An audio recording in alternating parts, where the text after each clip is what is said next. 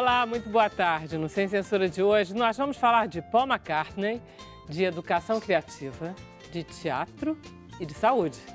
Os nossos convidados são Heitor Pitombo, que é cantor, músico, jornalista, multitalentoso. E ele está no show Tributo a Paul McCartney, com a banda Rio Cover All Stars, que é uma banda feita só para comemorar os 76 anos do ex-Beatle. É verdade que ele gosta tanto do Paul McCartney? Será porque eles fazem aniversário no mesmo dia? Ou porque o Paul McCartney é um maravilhoso músico? Acho que tem as duas coisas, né?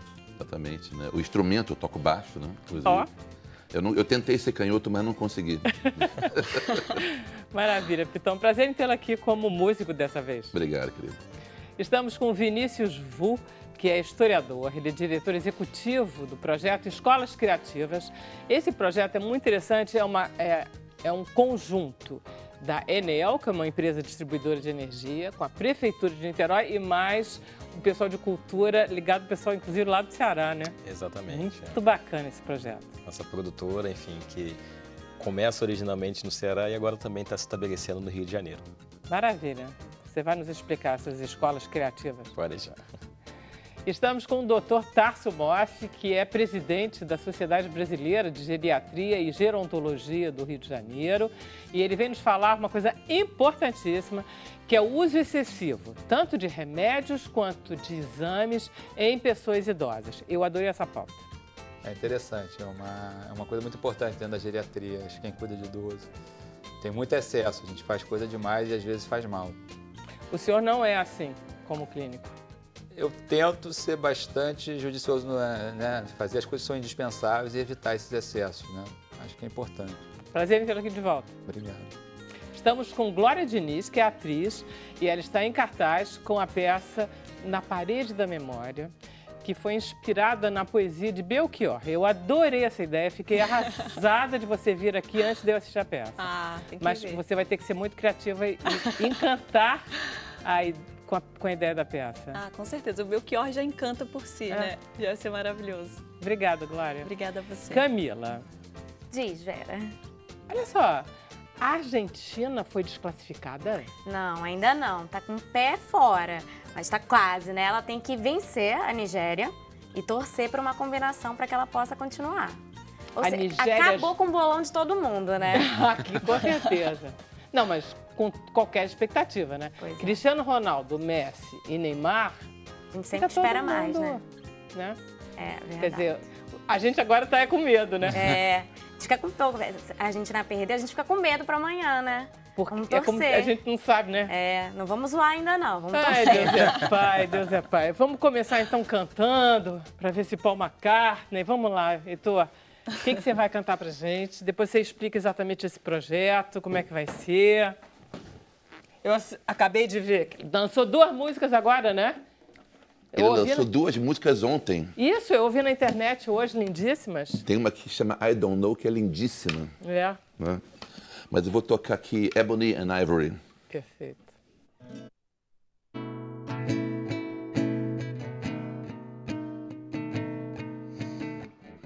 Ebony and ivory live together in perfect harmony, side by side on my piano keyboard.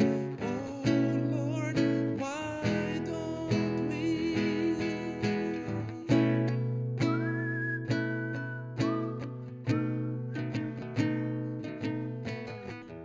we all know that people are the same wherever you go. There is good and bad in everyone.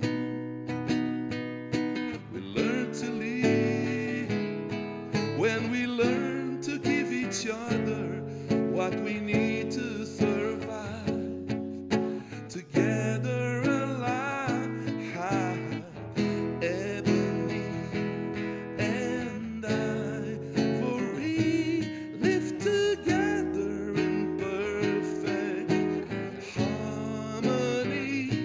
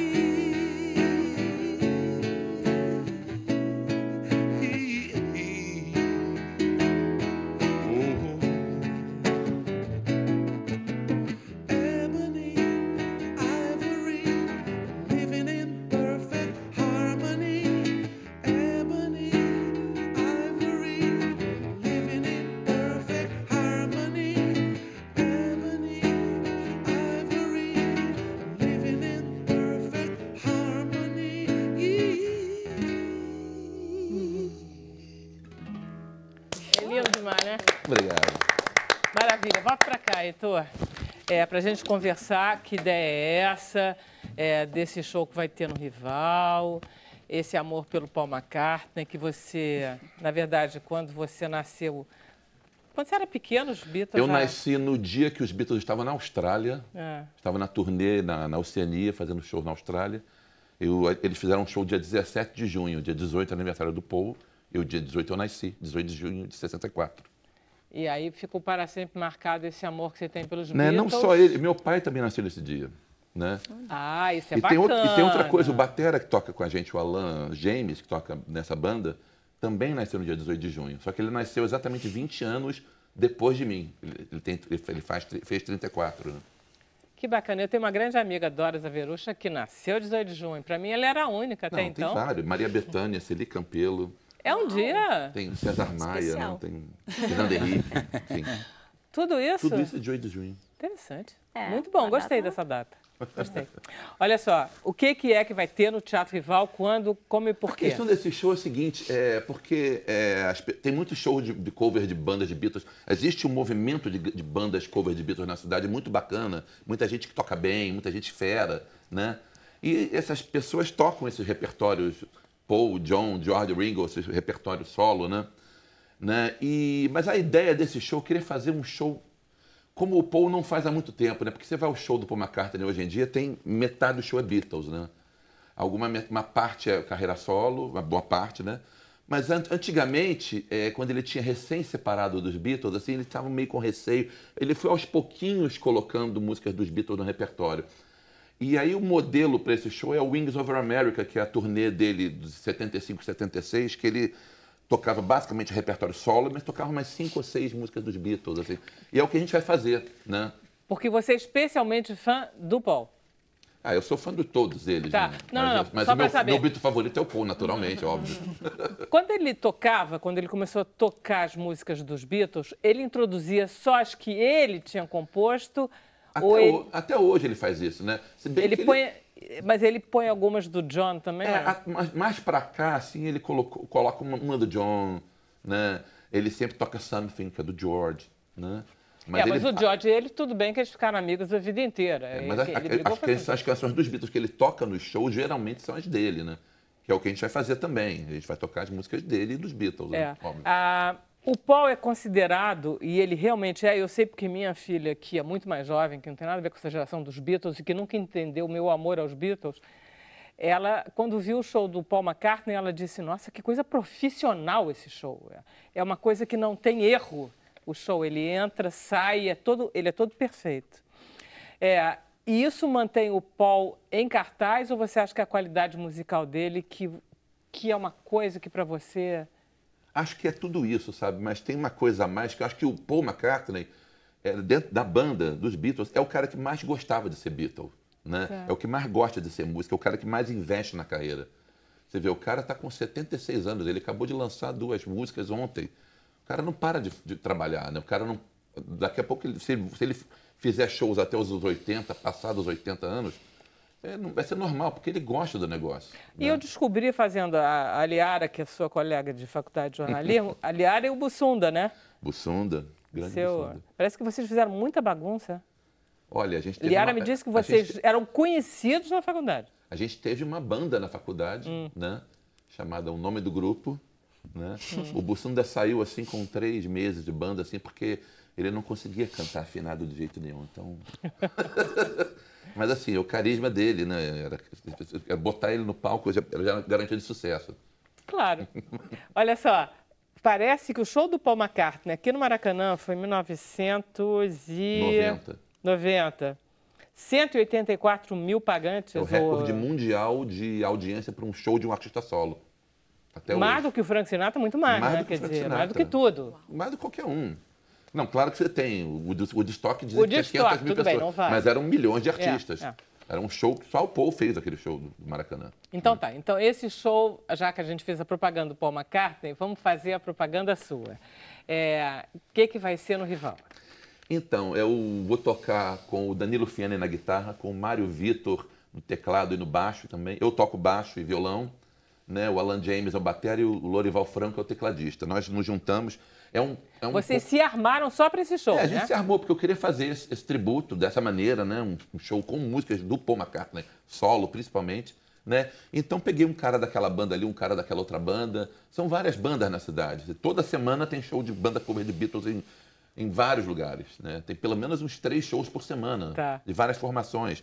Então eu peguei um dali, um daqui, um dali, vamos juntar uma galera para tipo fazer um negócio que tenha a ver com a proposta que eu pensei, né? Então a gente vai fazer um show que é basicamente carreira solo, né? Tem clássicos assim da carreira solo dele, Band on the Run, Silly Love Songs, Live and Let Die, My Love. Mas tem umas pérolas lá do B também, que é o molho, né? Assim, que o cara que conhece a carreira solo do Paul vai ver, pô, os caras estão tocando essa música, meu Deus. Então, é tipo... Vamos lá, horário. O show é às 7h30 no Teatro Rival Petrobras, né? Só nesse sábado? É, só nesse sábado. Gente, não pode perder.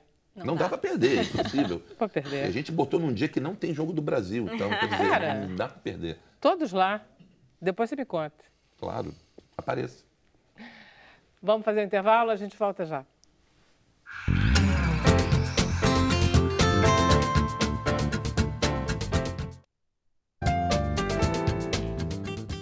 Então, estamos de volta, Camilinha. Olha, a Vivian tá perguntando qual é a música que você mais gosta de cantar e por quê? Ah, que pergunta difícil. É. Desse show, eu gosto de cantar My Love, eu gosto de cantar My Valentine, que é uma canção que o Paul fez para Nancy, para a mulher dele atual.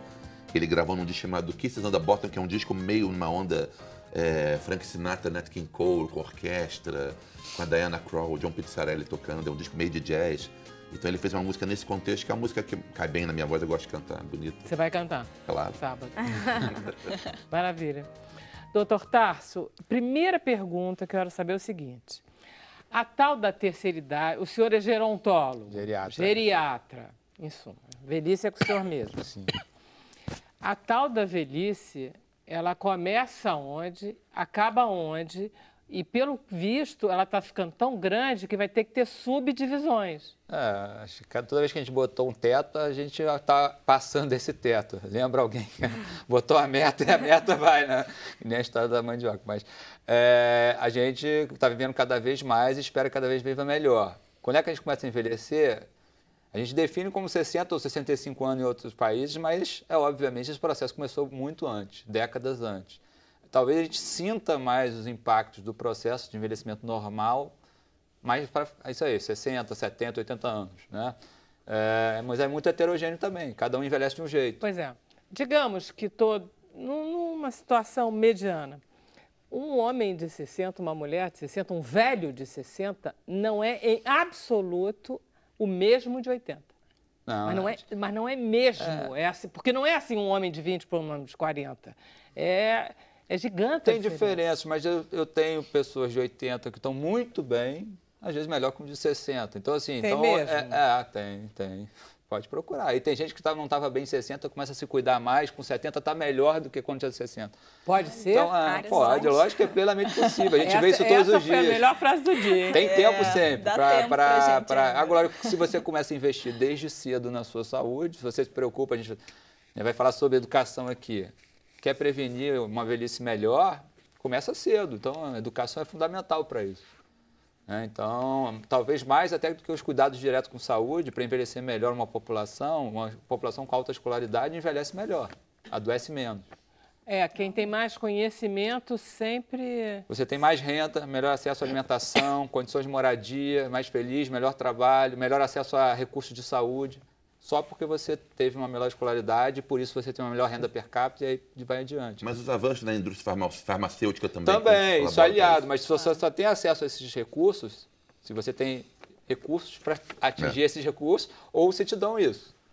A nossa realidade não é essa aqui de uma maneira geral para a grande maioria da população brasileira.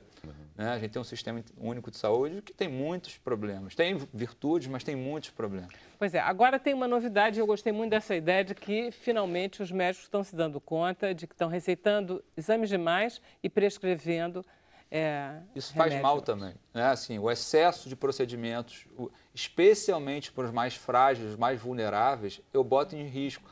E o mais importante, às vezes não tem benefício. Mesmo que não faça mal, um mal pode ser um mal financeiro, ou de gastar o tempo dele. Desde uma picada desnecessária no exame de sangue. Assim, eu estou tirando ele de uma rotina mais interessante para fazer um exame que é desnecessário, que ele fez semana passada, que ele fez mês passado. Isso tudo também onera o sistema, público e privado. Né? Os recursos são finitos. Então, do ponto de vista individual, muitas vezes não tem sentido essa quantidade de exames e remédios, etc. Não tem benefício para o paciente e não tem benefício, às vezes, para o sistema. Então... E tem outro problema, que é o seguinte, a gente vai no cardiologista, que mais que a gente vai? Excesso de ista. Eu brinco assim, né? Tem muito ista, às vezes não tem... Pois vai em 3 especialidades e cada um dá uma receita de um remédio para um problema específico. Cada um olha para a sua parte. É claro que os especialistas muito bem formados têm uma visão ampla. Ele pode, eu faço cardiologia, mas ele não tira o olho do resto. Ele pelo menos direciona adequadamente um problema. Mas quando você tem múltiplas doenças, tem o próprio processo de envelhecimento, você está um indivíduo mais frágil, se você precisa de um entrosamento muito grande entre todos esses istas para não fazer mal. Então, a necessidade cresce de ter uma visão mais geral, mais ampla, um gerenciamento melhor desse caso, e aí surge o papel do geriatra, que é um generalista com uma visão, né, mais especializada naquele... Por exemplo, outro dia veio um ortopedista aqui que disse que um remédio que é usado para corrigir osteoporose pode acarretar a perda dos dentes. Sim. Esse é um grande pânico.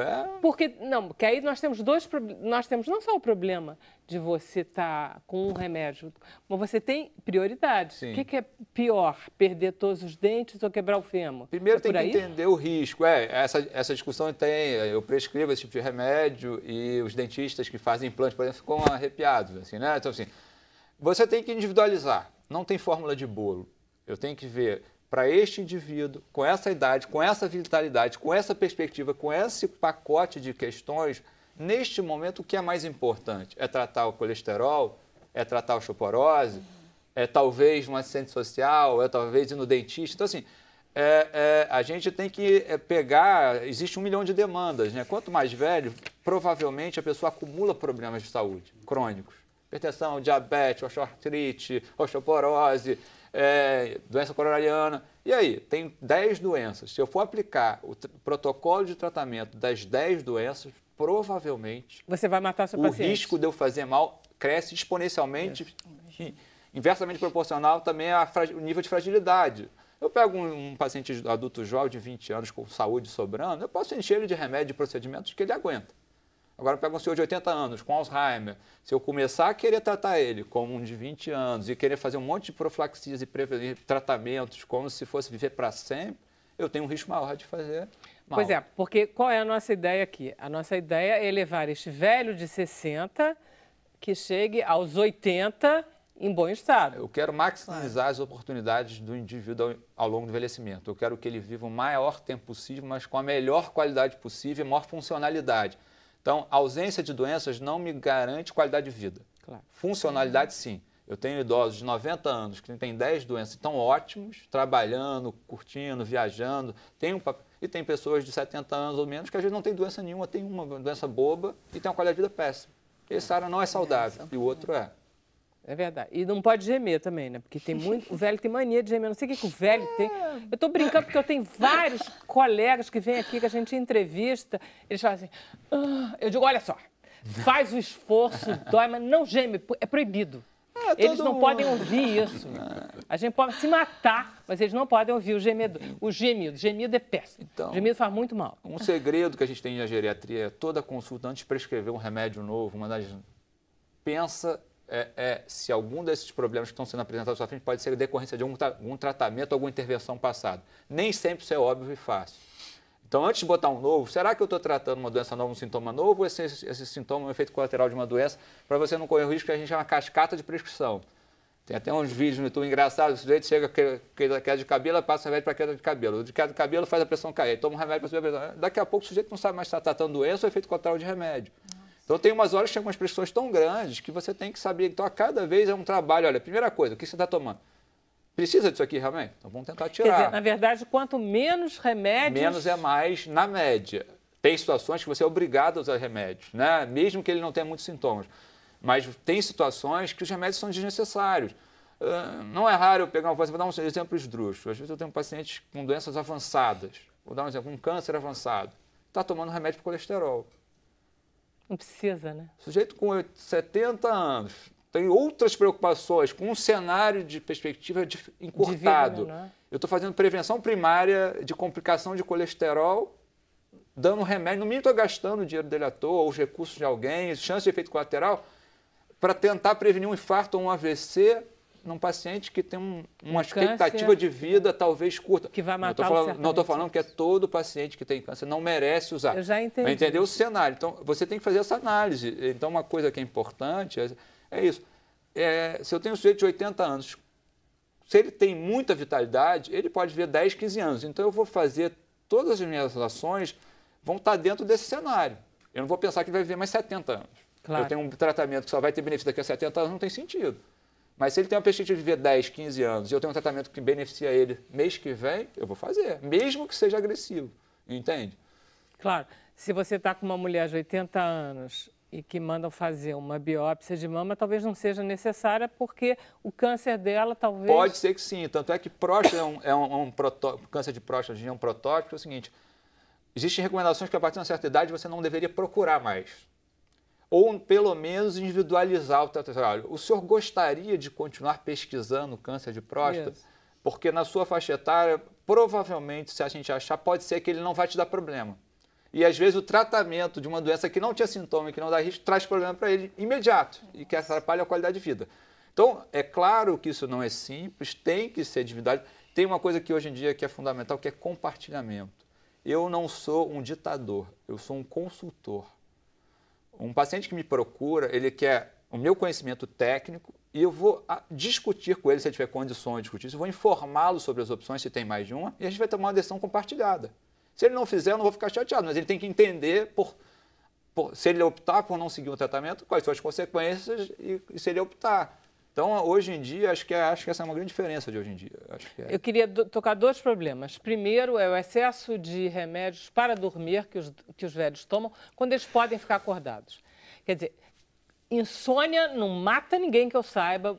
Pode ser um sintoma muito incapacitante, mas uma coisa também na GT, as medidas não farmacológicas, não medicamentosas, são muito eficientes. Por exemplo, para a insônia, existe uma questão que chama de higiene do sono. Então, sempre que eu tiver uma opção que não é remédio, eu deveria insistir nela. Se é diabético, faz dieta, se é possível, óbvio, se está muito descompensado, tem que tratar com remédio, mas sempre as medidas farmacológicas têm menos efeito colateral, costumam ser mais baratas e funcionam. E funciona mesmo nos velhos. Em qualquer um. Outra coisa é o seguinte que eu li que fiquei chocada. Uma das medidas assim modernas é não prescrever aos idosos polivitamínicos, reposição vitamínica ou hormonal. Nos assintomáticos. Nos assintomáticos. Se você for ver a literatura médica, se você não tem caracterizado uma deficiência nutricional de alguma coisa... Como é que a gente sabe que a gente tem deficiência, doutor? Olha, você tem exames laboratoriais, se você está ótimo aqui trabalhando, você tem cara que tem uma deficiência? Não. Se eu fizer uma avaliação clínica sua, se você estiver muito bem, por que eu tenho que te dar? Você tem que se alimentar bem. Há uma cultura... Peraí, posso fazer uma consulta? Pode. Seguinte, eu fiz catarata, fiquei com o olho seco e aí...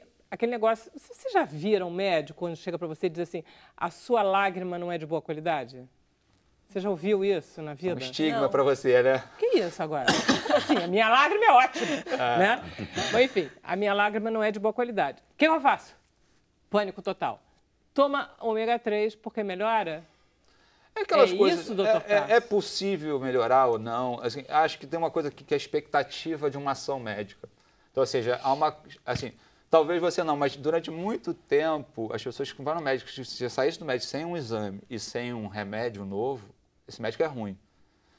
Hoje, assim, com muita frequência, muitas vezes o paciente vem na consulta, eu consigo tirar remédios algumas vezes. Não é que eu sou totalmente contra remédios, assim, mas tento diminuir aquela carga e sai com orientações. E às vezes, assim, as pessoas esquecem que dizer que não precisa fazer isso é uma ação. Maravilha. Então... Ômega 3 acabou, né? Não, estou falando. Converse com o seu oftalmologista. Pede para ele justificar por que vale a pena. Não preciso, porque ele é absolutamente aberto a isso. Isso é uma conversa que a gente estava tendo. Então, é só um caso, exatamente isso que você falou, que Tem acontece. que conversar. Mas eu ia perguntar, Vera, se os pacientes, no geral, eles querem ser medicados, ou se tem essa procura ou não, assim, quando ele diz, não, você não precisa tomar esse remédio, está tranquilo, eles aceitam numa boa. Existe de tudo, tem medos, mas assim, na média, acho que já chegam com uma carga muito grande. E hoje tem uma coisa que pesa muito, que é o custo. O custo, além de efeitos colaterais e tal, assim, é muito pesado. Então, já há uma expectativa, isso em geral é bem aceito. Mais uma vez, uma consulta dessa não pode ser feita em 5 minutos. Então, assim, para você convencer a pessoa e dar chance, oportunidade de explicar e ele entender tudo, você precisa de tempo. Às vezes, várias consultas, né? Assim, E é o que a gente vê, no geral, ou não? não, o sistema não é montado para isso. Não é, né? Então, não é. difícil. Obrigada. Eu que agradeço. Vamos conversar com Vinícius Vu sobre esse projeto de uma escola criativa. Pois é, o projeto ele busca integrar cultura, né, educação, inovação e sustentabilidade no ambiente escolar. Né? A partir da perspectiva de que é necessário refletir sobre a escola necessária para os desafios da sociedade de conhecimento. O que é interessante no projeto de vocês é que esse projeto ele já está em andamento. Sim. Vocês têm um convênio, digamos, ou um acordo com a Prefeitura de Niterói e vocês estão com 3 escolas municipais, ou seja, ensino fundamental, em vista. Isso existe, Exato. é concreto. Nós iniciamos agora o processo de adaptação das escolas, né? Nós teremos espaços, né, que chamamos das salas criativas nas escolas, todas elas também vão receber uma cinemateca. E esses ambientes, né, que nós queremos ser um ambiente de experimentações, né, de estímulo à inovação, de estímulo à criatividade, eles terão equipamentos que proporcionem, né, novas possibilidades, né, para a relação de ensino-aprendizado, despertando nos alunos também não apenas o interesse pela arte, pela cultura, a formação também na área cultural, mas também o estímulo à inovação e o contato com a temática da sustentabilidade. O projeto também prevê a instalação de placas de energia solar nas escolas, né, placas fotovoltaicas, que vão gerar energia, que inclusive vai ser através dessa energia que vai proporcionar o funcionamento de todos os equipamentos. Né? Então, a ideia é que os alunos também tenham contato com outras formas de relação, né, do uso da energia e de outras formas de relação com o meio ambiente. Quer dizer, o que é interessante é que é uma empresa de distribuição de energia que vai oferecer uma alternativa em termos de fornecimento de energia. Inclusive, nós teremos, né, paralelamente ao projeto, um programa de eficiência energética, né, que vai proporcionar uma redução bastante significativa do consumo de energia nessas escolas. Né? A Enel, que é a patrocinadora do projeto, vai fazer uma adaptação nas escolas, trocar todas as lâmpadas das escolas e que também, com a carga que vai ser gerada a partir da geração de energia limpa, nós esperamos ter uma redução do consumo de energia por parte das escolas. São escolas, você conhece todas elas? São escolas sim, de quantas crianças? Ao todo, essas escolas elas reúnem 2.700 alunos. É muita gente. É, né? Bastante coisa. A maior delas é a Portugal Neves, uma escola municipal. São todas, uma coisa importante, são todas escolas públicas, né? Onde nós iremos proporcionar um acréscimo, né? Um investimento que, através da Lei de Incentivo à Cultura do Estado do Rio de Janeiro, nós queremos incrementar, digamos assim, as relações de ensino-aprendizado, proporcionando, inclusive... Pois diz aí o nome das escolas, porque eu acho que aí a Escola Municipal Portugal Neves, né, como eu já disse, que é a maior delas, inclusive, a Escola Heitor Villa-Lobos e a Escola Santos Dumont, todas elas da rede municipal de ensino fundamental, né, no município de Niterói. Isso, maravilha. Agora vamos ao projeto. O projeto de sustentabilidade vai ficar ligado então, à Enel e tudo que ela desenvolver junto com a escola. Do ponto de vista do ensino, vocês vão mexer, tem algum projeto ou não? Pois então, exatamente. Nós temos alguns eixos, né? Um deles é a da fruição cultural, né? Da circulação artística e cultural. Nós queremos proporcionar uma grade de programação durante toda a execução do projeto. Toda semana nós teremos apresentações de música, dança, teatro, audiovisual nas escolas, sempre acompanhado de debates sobre as linguagens artísticas que serão oferecidas nessa programação. Temos São também... coisas, desculpe perguntar, porque vocês, quando a gente tiver um convênio assim com empresas privadas, a gente pensa, quer dizer que vai ter dinheiro para pagar esses grupos? Porque eu já estou pensando em convidar vocês. Para fazer uma intervenção. Sem dúvida, nós queremos, inclusive, mobilizar, né, a comunidade artística das cidades, né, aqui da região metropolitana do Rio de Janeiro para que possam também compartilhar conhecimento com esses estudantes, né? Então, nós teremos as apresentações, sempre também acompanhadas de debates. Tem o eixo também da formação artística e cultural. Então, teremos cursos de inicialização em música, audiovisual, fotografia básica, né, para os alunos. E teremos também o eixo de formação para os professores, em História da Arte, Cultura Brasileira, Educação e Cultura, enfim. E tudo isso também sempre feito a partir do diálogo com os professores, de modo que isso se integre também aos projetos político-pedagógicos de cada uma das escolas e seja integrado e internalizado na cultura dessas escolas. Um outro eixo importante é da pesquisa. Nós teremos em todas essas salas totens, né? São equipamentos que vão ser disponibilizados para os professores com conteúdo específico que vai ser trabalhado em sala de aula, abordando as diferentes temáticas que o projeto vai trabalhar. Então, nós teremos muito conteúdo relacionado à cultura, história da arte. Queremos que todas as disciplinas explorem essas possibilidades. Então, esses totens eles vão estar servir para os professores em geral. Os totens estão ligados à tecnologia, computador, exatamente. essas coisas, esses totens eles vão ser implementados nessas salas criativas, né? Onde nós teremos não só o estímulo, né, a essas atividades de formação na área da cultura, mas também buscando fazer com que os diferentes saberes, né, as diferentes áreas do conhecimento dialoguem também com as temáticas da inovação e da sustentabilidade.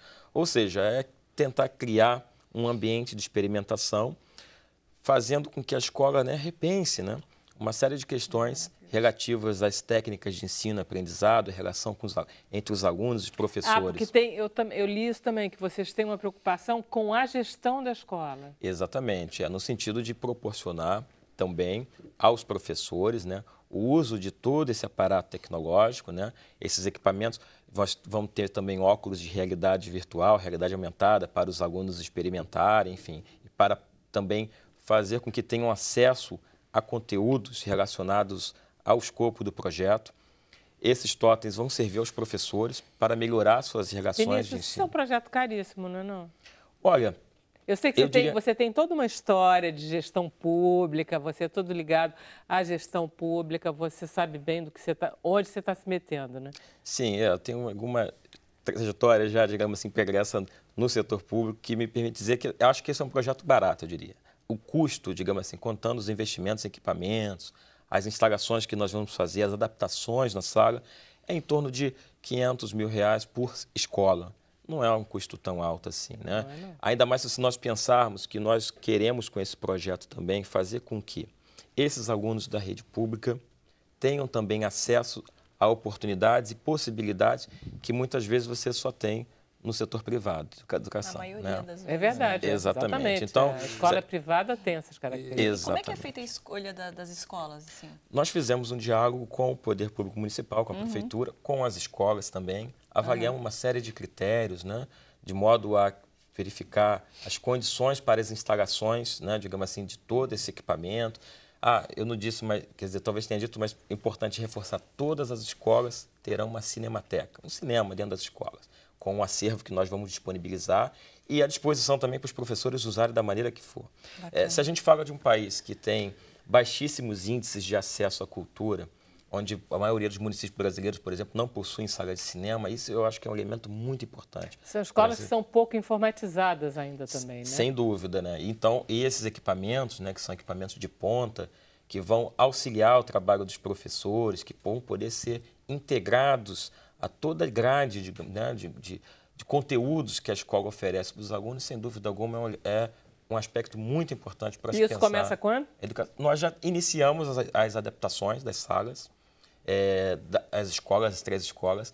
Vamos aproveitar as férias escolares agora no meio do ano para finalizar o processo de adaptação e já em agosto começamos programação cultural, a formação também dos alunos, dos professores, ou seja, o projeto já está em andamento. Em agosto já está a 1000 por hora. Exatamente. Maravilha. Que ótimo. Parabéns, Vinícius. Vai dar certo, tem que dar, né? Tem que dar. Vamos lá fazer um intervalo? A gente volta rapidinho.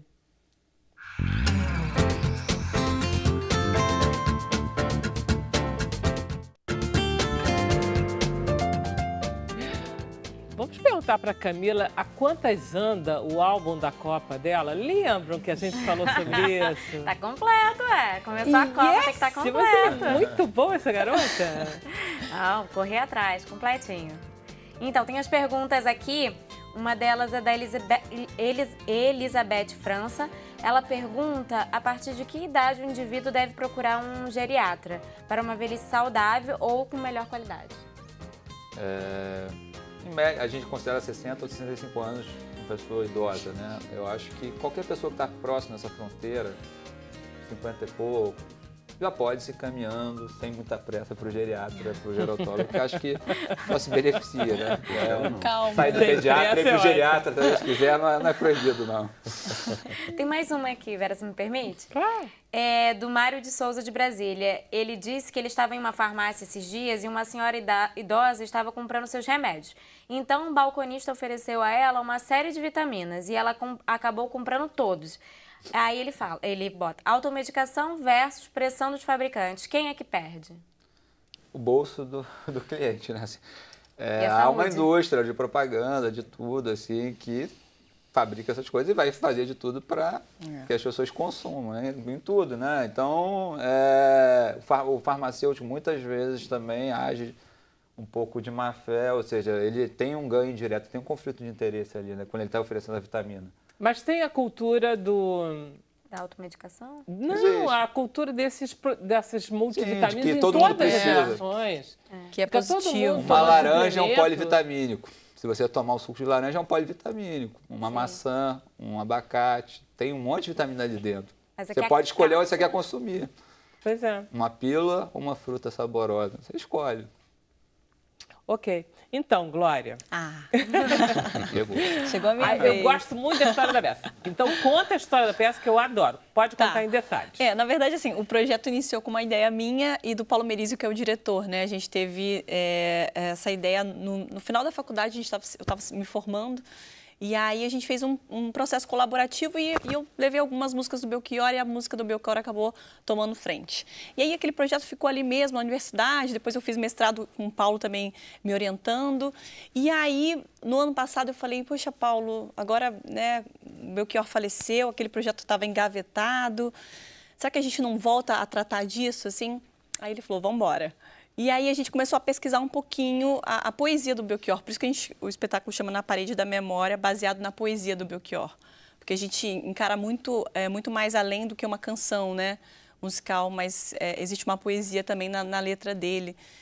E aí eu fui fazendo algumas parcerias, junto com o Edésio, que é um outro ator produtor do espetáculo também, e a gente decidiu ir para a sala de ensaio investigar um pouquinho.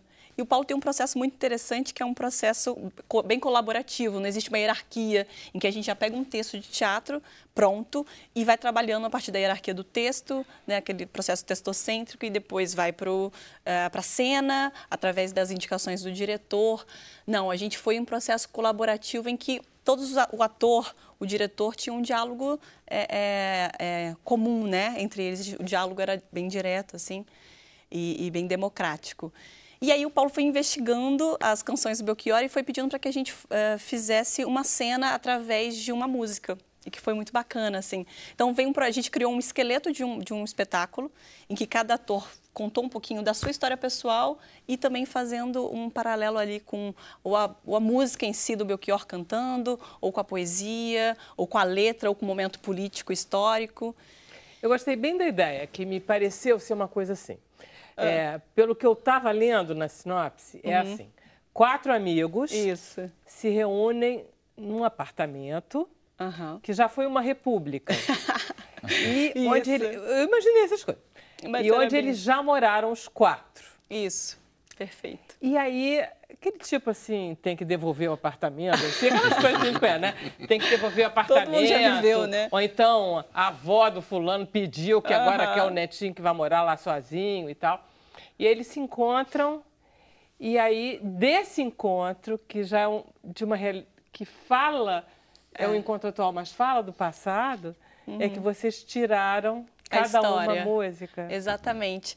A gente, depois desse processo colaborativo, a gente chamou o Fabrício Branco, né? Aí o que você faz, por exemplo? Quem é você? Você é uma estudante de teatro da Não, Unirio? na verdade, a gente é exatamente como você falou, né? Existe um disco que é a Alucinação, que está lá junto com as malas, junto com toda aquela bagunça de um apartamento que vai ser devolvido. Ah, de quem é o disco? Do Carlos. Assim, o disco é de todo mundo, porque tem a assinatura. O Belchior fala que ele era o maior nome da MPB, porque ele chama Antônio Carlos Belchior. E depois ele colocou o Fernandes e Fontinelli, que era da família. Tá. Então ele criou um nome bem longo e o autor brincou com isso, que é o Fabrício. Ele pegou e fez uma assinatura do Belchior, só que tá meio apagado. Então o meu personagem chama Bel, a outra chama Nanda, tem o Carlos e o Tom, que é o Antônio. Então todo mundo fala assim, não, esse disco é meu. Ó, meu nome tá aqui. Aí o outro fala, não, esse disco é meu. E fica naquela briga no final para saber de quem é aquele disco. Só que no meio dessa brincadeira, né, vai vendo muitas questões do passado. E aí a gente faz é bem atemporal o espetáculo, mas a gente faz muitas referências também à ditadura, ao momento político opressor. E aí a gente também dialoga muito com esse momento atual que a gente está vivendo. O nome da peça faz referência ao Como Nossos Pais, né? Como os Nossos Pais. E outras que é o canções clássico. são espinha dorsal do espetáculo? Tem Paralelas, tem Latino-Americano. Não Mas fica só como- na alucinação, não. Mas né? sabe o que é interessante? Como o Belchior também, ele dialogava muito com outros artistas, né? E inclusive com os Beatles. Então, a gente tem She's Living Home, a gente tem Divino Maravilhoso. Medo de Avião, né? Medo de Avião. A gente tem tem muitas músicas que vão contando a história e não é um musical, sabe? Comentários Pois a é, aí respeito de vocês John. fazem... essa eu Como é amo, que não vocês tá. põem a música na história? Então, Vocês tocam o disco e cantam? Como é que não, vocês tem um pianista Olha e aí aí. a gente vai lembrando através de memórias. Então, caramba, tem uma cena que eu falo, caramba, Tom, olha meu disco, ó, meu Sgt. Pepper está aqui. E aí a gente canta um trechinho do She's Living Home. Tem uma cena que um dos personagens, um deles está irado com o outro porque ficou com a mulher dele no passado. E aí ele fala, ano passado, canta aquela música do Belchior, ano passado eu morri, mas esse ano eu não morro. Ele faz uma referência, sempre é através de uma alfinetada ou de um momento de nostalgia. A gente está sempre acessando a música no espetáculo através de uma memória. Então é muito bacana, assim. E também das memórias do próprio Belchior, o autor usou muito isso. E É engraçado, né? Porque o Belchior, ele tem uma característica de ter ficado, assim como os Beatles, eternamente jovem. Sim. Por isso é que ele é político, porque Sim. ele é politicamente jovem.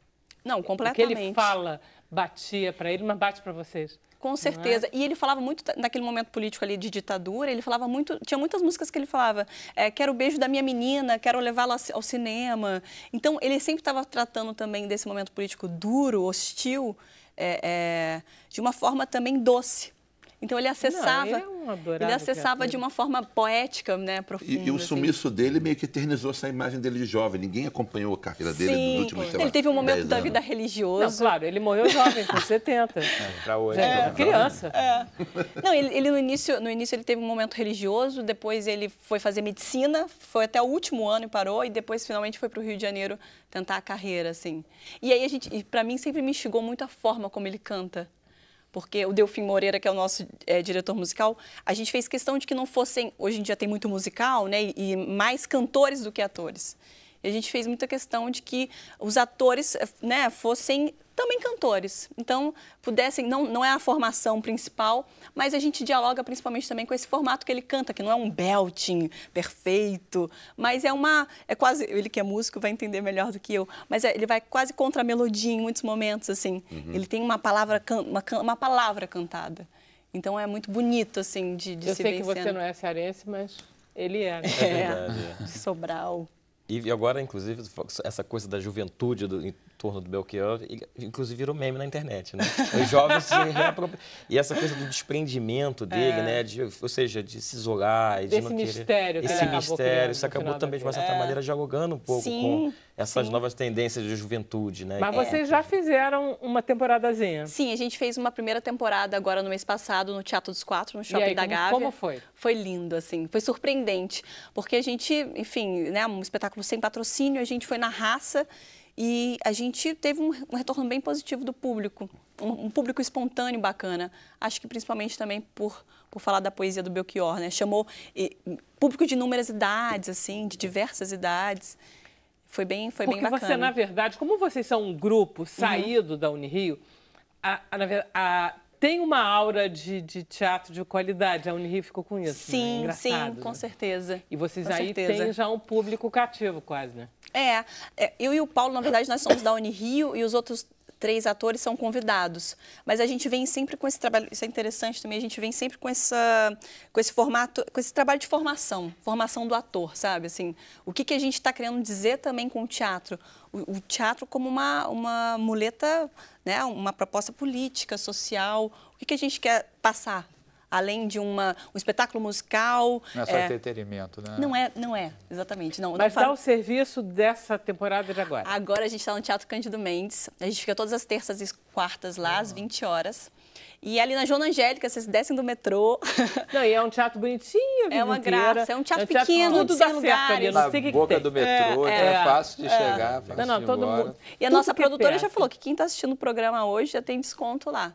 50% de desconto, Aí, só falar, que- semana mas que vem. É só semana que vem agora, né? Porque Terça e quarta. quarta. Quarta, agora, na verdade, como tem jogo, não tem espetáculo. Mas a gente vai até 8 de agosto. A gente está todas as terças e quartas. Ah, tá, dá tempo. Dá então, tempo. sempre que tiver jogo, vocês não fazem espetáculo. Não, jogo do Brasil, não. Mesmo se fosse de manhã. É porque esse acho que é 3 da tarde na quarta-feira que vem. Esse Aí é 3 complica. Esse é 3 da tarde, aqui vai ter o Sem Censura, mas a gente vai tentar gravar antes, porque duvido, né, que a gente consiga alguém que venha do final do jogo, 5h30. Só o pessoal vendo o jogo é no de celular. manhã. né? Já tá todo mundo Não. Ah, o da outra semana? O da outra semana. Quarta-feira, né? quarta-feira. A gente Essa faz quarta-feira tá o programa falando que- assistindo o jogo. Narra o jogo, você pode fazer monta um time. Olha que a gente faz muita coisa esquisita aqui, mas isso a gente ainda não fez. Olha só, deixa eu só pedir pro Heitor me falar mais um pouquinho desse show, porque agora você vai cantar a última música. O que mais que a gente pode falar do show do Paul McCartney? Cara, a gente vai tocar os clássicos assim, mas É um show de quanto tempo? 2 horas? mais ou menos 2 horas. É bastante, né? Dá pra... 20 e poucas canções. Bastante. Dá pra tirar a barriga da miséria de Paul McCartney solo mesmo. Você vai ver assim, né? O grande barato, assim, é a reprodução muito fiel dos arranjos originais, né? Não é uma coisa assim que a gente está criando muita coisa, não. A ideia é, tipo, fazer o público se sentir como se estivesse vendo aquelas músicas ao vivo. E algumas canções, eu não vou ficar dando muita... Dica, né? É bom dar... Não vai dar dessa spoiler. surpresa. Mas tem canções, assim, no show que o Paul McCartney nunca faz ao vivo. Seja porque ele é um senhor de 76 anos, né? Então tem canções que ele não consegue mais cantar, né? Não canta mesmo, né? Ele não vai cantar Oh Darling, que é aquela faixa do Abbey Road, não vai cantar isso ao vivo, né? E tem algumas canções assim, seja por insuficiência vocal dele, ou seja por complexidade técnica, que ele não faz no show, né? Do show dele, né? Então algumas dessas coisas a gente vai fazer, A vai gente, usar. é muita ambição, né? Não, gente, já que o Paul McCartney... Vai lá, que eu quero ver mais coisas. Já que o Paul McCartney consegue mais cantar algumas coisas, eu canto pra ele. No fundo é um pouco isso A gente que tem você que tá dizendo? aproveitar, a gente é mais jovem, né? Então tá. Se der tempo, você vai cantar mais de uma, hein? Então tá. Gente, peraí, deixa eu só me despedir das pessoas que eu acabei deixando vocês aí sem falar. Muito obrigado pelo programa hoje, foi ótimo. Amanhã a gente volta às 5h30, agora a gente vai continuar no Facebook. A Glória vai conosco, o Vinícius vai conosco, o Dr. Tarso vai conosco e o Heitor também vai. E eu também. Tá? Você vai apresentar o Facebook, é outro problema. Você não Outra solução. Você não é uma convidada. Até amanhã. And when I go away, I know my heart can stay with my love. It's understood, it's in the hands of my love. And my love does it good. Whoa.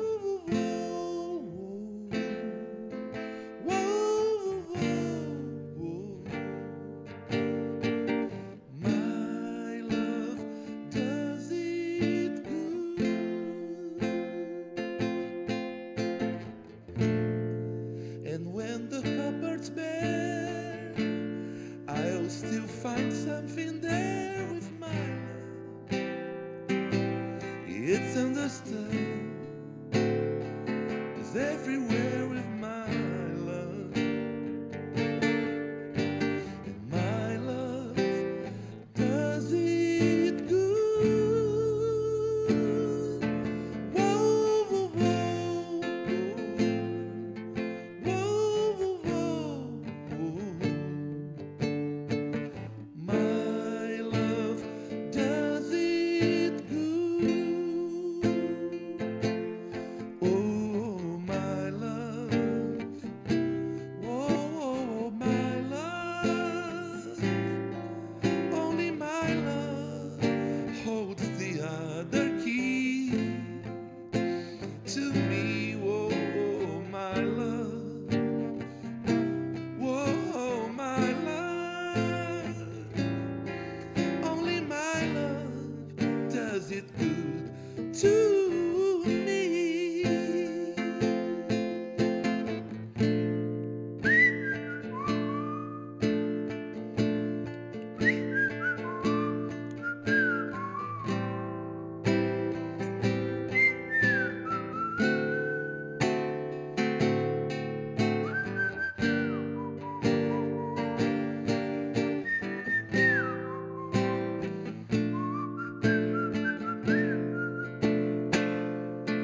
Whoa, whoa, whoa, whoa, whoa, whoa.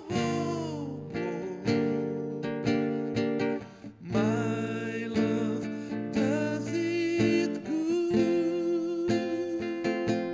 Oh, my love. Whoa, my love. Only my love does it good to me. Whoa, whoa, whoa, whoa, whoa, whoa. Então, mais um pouquinho para o programa terminar, só com você. Oh, my love. Oh, my love. Only my love does it good to me.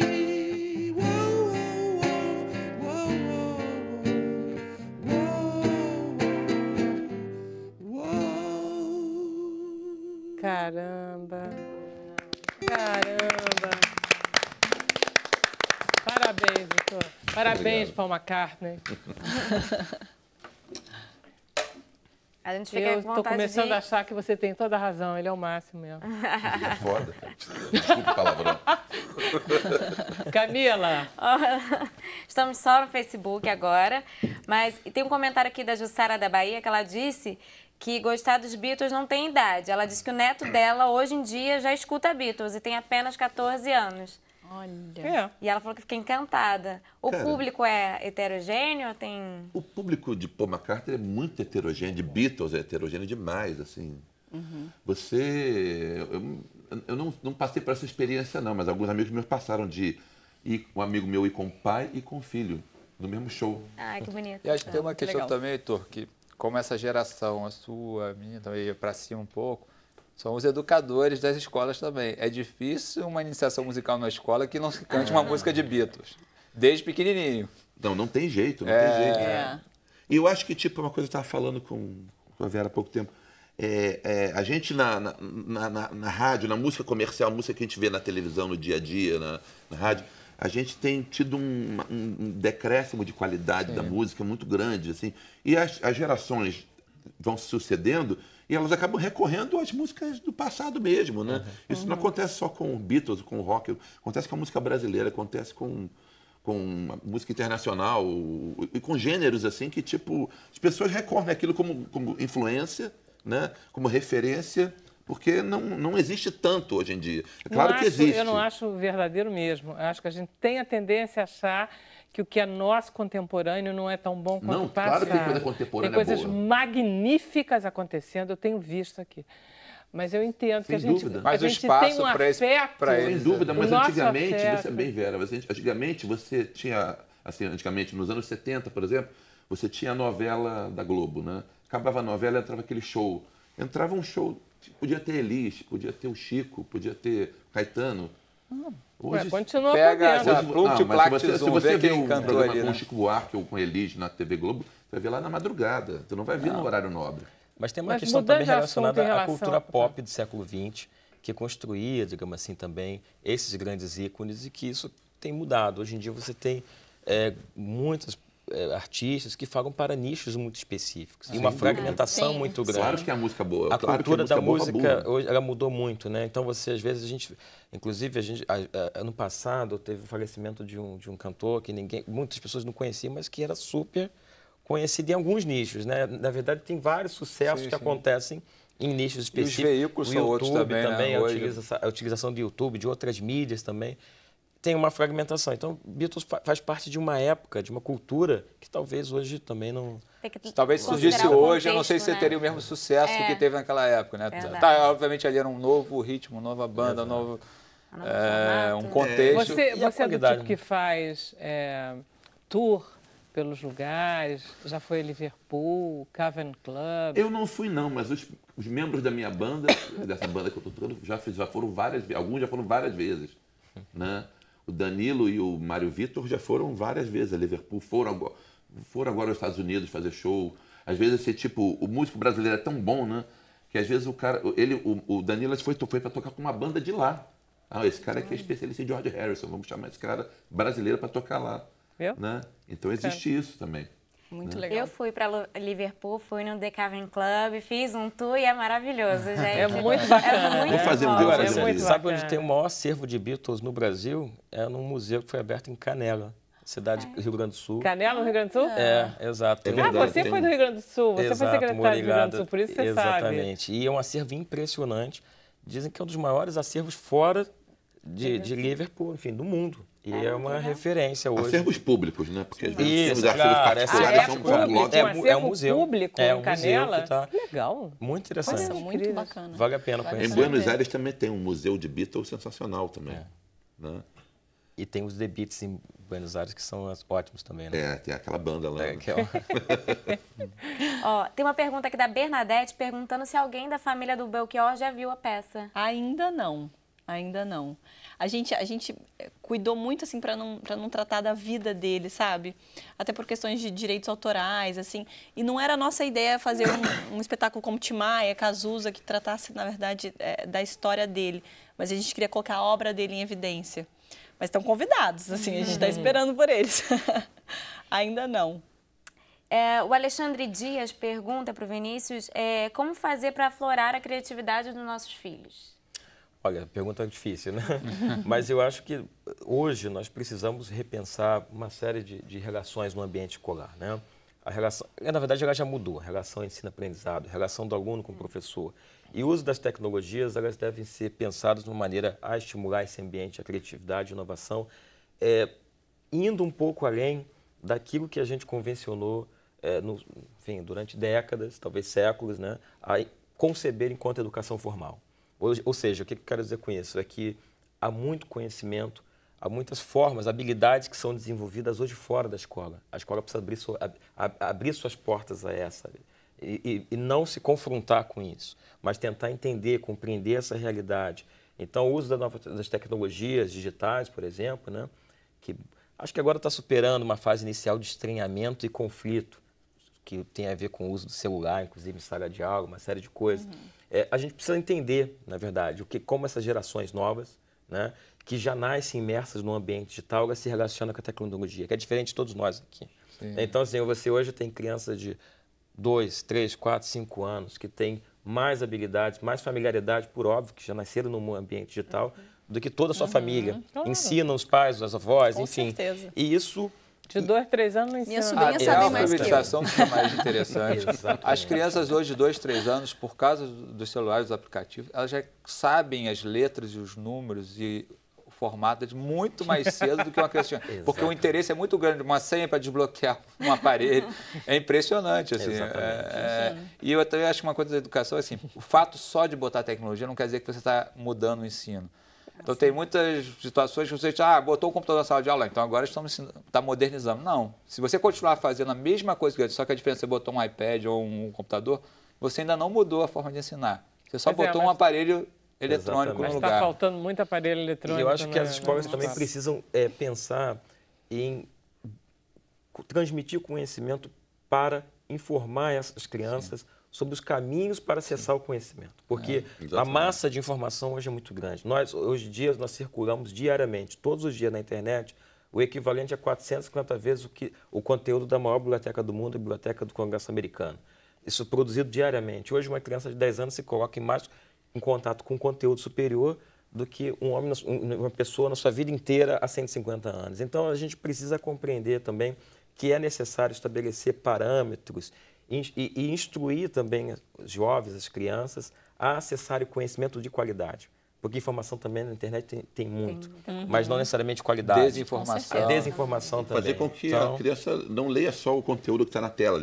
Vai levar, saia da tela e vai ler um livro. Leitura crítica. Tem um pensamento mais crítico, né? Exatamente. E o projeto também tem esse componente de formação de plateia, de formação de público, para também descobrir outras linguagens. Não é só audiovisual. Então, é proporcionar o contato com o teatro, com a dança, com diferentes linguagens artísticas que também têm a ver com a produção do conhecimento e com a formação, né, desses jovens ao longo de sua vida inteira.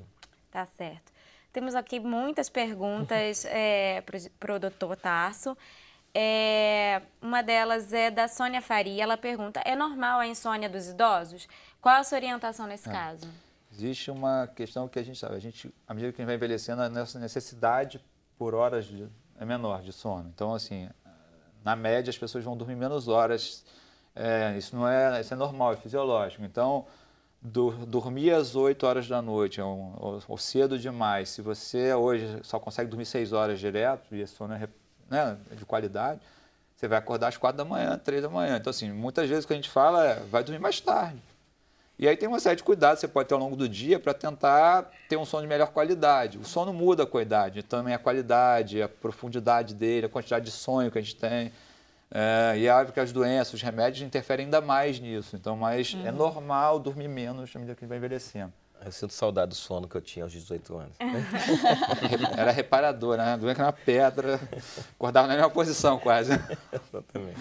Tem uma pergunta aqui do Caetano de João Pessoa. Ele pergunta sobre a procura excessiva dos exames. Se não pode ser um problema psicológico? Eu acho que é cultural. As pessoas interpretam saúde, principalmente na medicina privada, como um bem de consumo. Eu pago, então vou gastar aquilo.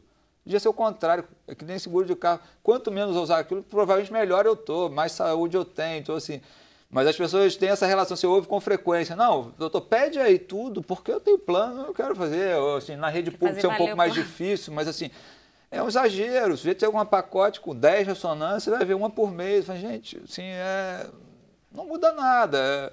Agora, tem o papel do cliente, né, do paciente que abusa, mas o médico também que abusa, para mostrar serviço, para não sei o quê, ou pede por pedir, porque é fácil, é só uma canetada. As pessoas têm que lembrar que, né, isso tem que ter motivo para fazer as coisas e que os recursos são limitados, em qualquer cenário. Então... Plano de saúde não é igual academia, né? Que a pessoa fica pagando e não vai ficar com a consciência pesada. Pede mais, pede precisa, tudo logo. Assim, E aí agora tem uma consulta aqui da Marta. Ela gostaria... Deixa eu ler aqui Ela disse que foi diagnosticada com osteoporose aos 42 e ainda não tinha entrado na menopausa. Ela fez o uso de Prolia injeção por algum tempo e depois parou por conta do alto custo do medicamento. Hoje, aos 48 anos, ela já está na menopausa, continua com osteoporose, porém ela não faz o medicamento e ela não sente nenhuma dor. Então, ela gostaria de saber se ela deixa como está ou se ela volta obrigatoriamente para alguma medicação. Eu vou falar em termos genéricos, eu não tive que fazer uma consulta aqui. Primeira coisa, diagnóstico de osteoporose pré-menopausa é bem diferente. Então, existe muito diagnóstico errado pré-menopausa de osteoporose. Baixa massa óssea antes da menopausa tem um significado completamente diferente do que pós-menopausa. Então, pode ser que ela tenha essa baixa massa óssea desde que da adolescência dela. Esses indivíduos geralmente têm baixo risco de fratura, então geralmente a gente não precisa tratar. Não é doença. Assim, ela adquiriu baixa massa óssea, ela conviveu a vida inteira com essa baixa massa óssea e esse indivíduo tem baixo risco de fratura. Porque o que você quer prevenir é fratura, não é normalizar o exame. Né? Então, assim, pré-menopausa tem que ligar o alerta. Tem muita gente tratando errado. Não sei se é o caso dela, não estou falando. Mas, de uma maneira geral, esse diagnóstico muitas vezes está errado. Tá. É um medicamento que a gente usa com alguma frequência, é um medicamento relativamente caro, eficiente, seguro. Mas tem que ver, volto a dizer, é análise individual, não tem receita de bolo. Eu tenho pacientes que às vezes você pode observar um tempo, você não precisa tratar necessariamente tudo, entendeu? Assim, se a massa não é muito baixa, o paciente tem um baixo risco de fraturas, por exemplo, não necessariamente precisa dar remédio para ele. A única coisa que conserta a osteoporose é o remédio ou você fazendo musculação não melhora? Ao longo da vida, a prevenção principal, se você quer não ter, é ter uma boa massa óssea adquirida ali na infância e na adolescência. É ali que você forma a sua massa óssea. Nisso os homens têm uma vantagem que a gente adquire uma massa óssea maior do que as mulheres. Então a gente tem mais para perder. Alguma coisa vocês têm que ter, coitado. Vocês vivem mais. Mas e as mulheres têm um segundo questão que é quando entram na menopausa, a mudança hormonal acelera a perda de massa óssea. Então, vocês adquirem menos massa óssea que os homens e vocês começam a perder mais cedo. Os homens vão ter osteoporose um pouco mais tarde. Então, assim, tem essa prevenção que é lá na infância. Mas, ao longo da vida, quanto mais atividade física, o de impacto que você fizer, você fortalece os ossos, evitar alguns remédios que fazem perder massa óssea, uma série de coisas, continuar se alimentando, a exposição solar. Mas, aos 70, 80 anos, a exposição solar já não vai fazer tanta diferença. Então, assim, se você realmente perder massa óssea, é importante consumir uma quantidade adequada de cálcio, vitamina D está em dia, mas exercício continua sendo importante para tentar retardar a perda, mas sem remédio, dificilmente você vai ter um ganho de massa óssea. Tá. Vera, para encerrar, vou ler 2 comentários aqui. Da Paulina Barros, ela disse que a mãe dela tem 73 anos e dá show nos filhos e netos. E bisnetos. Acorda às 5 horas da manhã para trabalhar e Deus é o único companheiro dela. Ó, show de bola.